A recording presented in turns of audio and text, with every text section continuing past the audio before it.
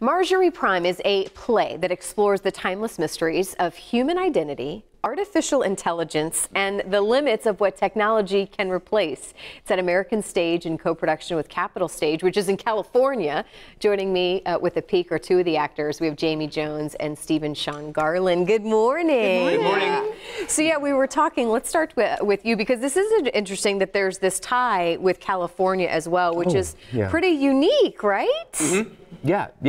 It's a first for Capitol Stage. It is a first for, I think, both Capitol Stage and American Stage. And Stephanie Gillard, the artistic director here, and Michael Stevenson decided on this piece, and that we cast two people from Capitol Stage in Sacramento and two people from American Stage. So after it leaves here, it then goes to... We journey to Sacramento, and we do it there for 5 weeks. Yeah, we'll restage it completely because it's a very different configuration, the theater, but... Well, let's dive into this because my goodness, when I first kind of was learning about it, I thought, well, I don't know if I've seen anything quite like this on stage. It's unusual. Yeah, it envisions a sort of near future, the way that technology is going. We're really not far from it right now, in which you can sort of not a hologram, sort of a hologram of sorts can take the place of a lost loved one. Okay, and we're talking what, 40 years from kind of today?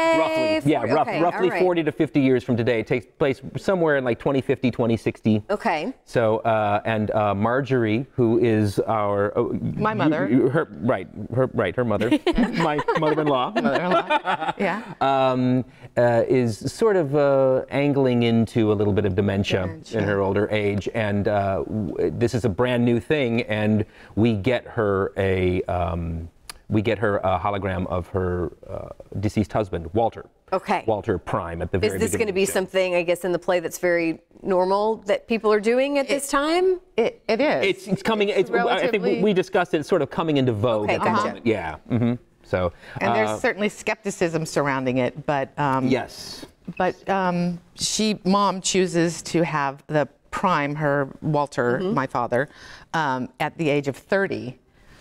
Right. Which you can choose what age you want and time in your history. Seems very realistic. Yeah. The next couple of years. Well, and how because this is such a futuristic kind of play or story, right? I mean, how is that different than what you guys are kind of used to traditionally doing on stage? What are some of the challenges, or maybe? It's interesting because at the same time, the dialogue is very naturalistic. It's a family drama, you know, and it's which never gets old, right? It doesn't. No. And it's so universal, and the language is very, you know, naturalistic and kitchen sink kind of. So, but the trappings is, you know, are the future, and then of course these primes, which I guess is that what's called the artificial intelligence? They're called primes. Called primes. Yeah. But yeah, taking on the mantle of a prime has been an interesting challenge. Well, and when I read it too, I thought, why is it this? I feel like it should be on film as well, and then it was. It was, yes. They made a film out of it. There was a very popular production originated by Lois Smith at Playwright Horizons, and I think slightly before there too.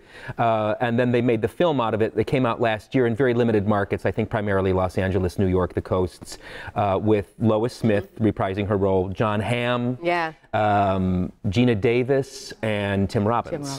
So the all-star cast. Well, as we get kind of ready to wrap up again, we're happy to have it here in Florida first before you guys travel to California. Why should people come out and see this? What do you think they're going to be able to take away from it?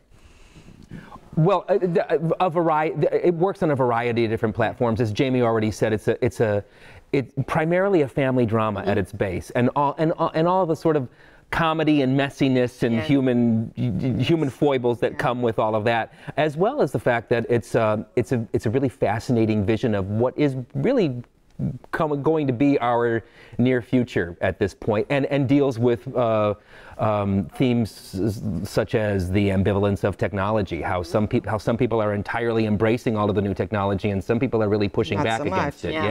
So it's really mirroring where we are in our society at this point. So. Well, congratulations on all the success thus far. Enjoy California once this is over, but in the meantime, this is where you can check it out now through April 1st. Thank you so much for your time this morning. We appreciate it. Thanks very much.